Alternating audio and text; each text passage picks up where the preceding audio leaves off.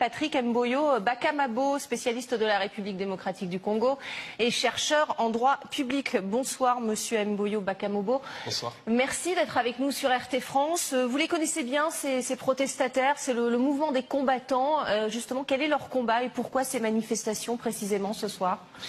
J'aimerais d'abord commencer par préciser que je regrette toute la violence qui a été enregistrée aujourd'hui et que c'est quelque chose que je déplore, que je condamne fermement. Mais j'aimerais pouvoir expliquer à vos téléspectateurs pour qu'ils puissent comprendre pourquoi cela se passe-t-il aujourd'hui. Ça fait 9 ans que ce mouvement est apparu, c'était exactement en novembre 2011 que ce mouvement qu'on appelle aujourd'hui le mouvement des combattants a vu le jour. C'était justement pour bloquer un concert à l'époque d'une star de la musique congolaise, Papa Wemba, et d'une autre star congolaise, Werrason, à Paris, à l'Élysée Montmartre à l'époque. Pourquoi ce mouvement a-t-il été lancé? Puisque pendant des années, la musique congolaise a dominé la scène parisienne. Il y avait des groupes de musiciens qui venaient du Congo, 4-5 par année pour jouer, remplissaient toutes les grandes salles de Paris. Mais dans l'entretemps, le Congo connaît depuis 25 ans une crise politique, pas seulement une crise politique, une tragédie humaine et humanitaire qui a causé plus de 6 millions de décès. C'est le pays qui a connu la plus grosse perte humaine depuis la Seconde Guerre mondiale. Et du coup, les Congolais de Paris et de l'Europe se sont ressaisis. On dit, nous ne pouvons pas continuer à danser à Paris pendant qu'on tue chez nous, on viole au Congo. Ça, c'est récent, le fait de dire on ne peut plus danser à Paris quand on massacre chez nous? C'est en 2011 que le mouvement, en fait, ça a commencé plus tôt à Londres, en Grande-Bretagne.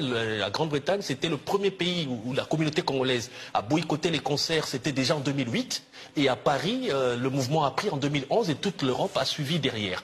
Alors, ce qui se passe aujourd'hui, c'est en réalité un message qui vient d'une forte frustration. J'ai bien dit dans mon propos liminaire que je condamne la violence. Mais je veux que les gens comprennent d'où vient cette violence. Elle vient d'une frustration, d'un sentiment d'humiliation que les Congolais ressentent en pensant que, comme s'ils n'étaient pas des êtres humains. 6 millions de Congolais sont morts. Personne ne cherche à résoudre ce problème et le Congo continue à sombrer encore dans la violence jusqu'aujourd'hui. Pourquoi? Parce que bon, il n'est pas interdit d'être chanteur, mais ce chanteur-là en particulier est accusé d'être trop proche du pouvoir de Joseph Kabila? Pas du tout. Le chanteur n'est pas du tout réputé proche. Par contre, Papa Wemba et Werrason, quand ils étaient bloqués en 2011, eux étaient proches du pouvoir de Joseph Kabila. Maintenant, Fally Ipupa, dont je soutiens la démarche, je soutiens la musique parce que c'est un artiste engagé en matière humanitaire, il fait des dons. Il a offert une ambulance dans une grande ville du Congo qui souffre de la guerre, Bukavu. Il a offert le raccordement en eau pour une population à Kinshasa, ce que les autorités n'arrivent pas à faire. Alors malheureusement pour lui, il est pris dans une spirale, dans un mouvement qui a été déjà pris.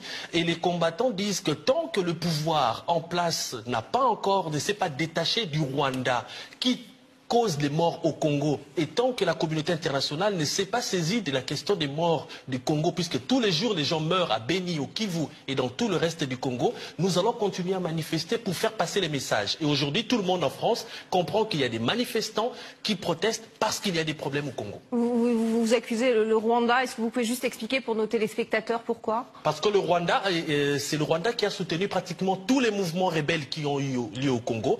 Et c'est l'invasion du Rwanda en 1996, l'invasion du Zaïre en 1996 par le pouvoir de Paul Kagame qui a ramené tous ces vents de tueries qui ont causé 6 millions de morts en République démocratique du Congo. Très court, le pouvoir connaît une crise politique aujourd'hui avec Félix Tshisekedi qui est président, sauf qu'il n'a pas beaucoup de pouvoir, et la mainmise de Joseph Kabila. Ça aussi, c'est quelque chose que vous déplorez. Exactement, parce que normalement, après l'arrivée au pouvoir de Tshisekedi, le mouvement aurait dû s'arrêter. Mais les combattants ont compris quelque chose, que Kabila est toujours derrière, comme vous l'avez dit, il est toujours présent et Tshisekedi s'est fondu dans la coalition du pouvoir de Kabila.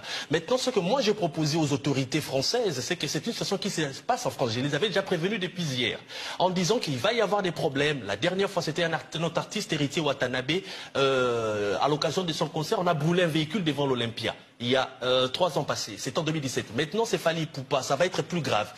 Pensez à nous aider à réorganiser un dialogue entre les artistes et les combattants parce qu'il faut leur trouver une porte de sortie par le haut, ainsi les artistes pourront travailler librement. Vous faites un appel au gouvernement français pour faire ça? Exactement, parce qu'aujourd'hui, au lieu de mobiliser les forces de l'ordre, comme ils l'ont fait aujourd'hui, ça coûte de l'argent.